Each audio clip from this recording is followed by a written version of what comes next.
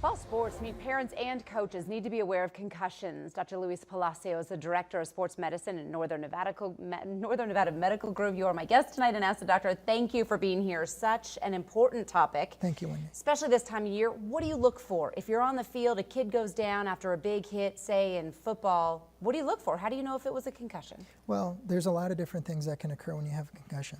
And most of all, most common is usually a headache, dizziness, trouble concentrating or focusing. Usually they'll forget where they are, and that's usually a bad sign, or forgetting things that they normally would know is a really bad sign as well. Do you take the child right to the ER?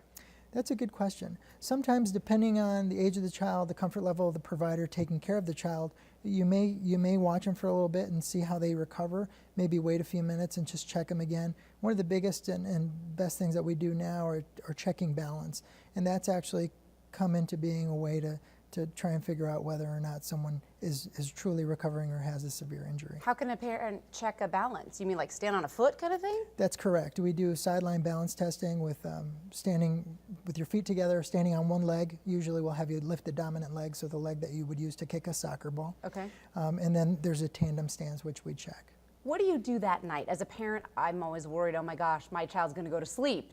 Do you wake the kid up throughout the night? What do you do for those 8 hours? That's a great question. I think if anybody is best apt to figure out what is going on with the athlete, it's usually the parents and friends and family and people that have been around the athlete for quite a while. Sometimes as a provider, it's hard to really gauge, and we do have sideline concussion tests that we do, but sometimes it's hard to gauge how they act or how they behave normally. And so really paying attention to behavior, how they're acting, if they're asking the same question over and over again, that's really scary, or if they're having more severe pain.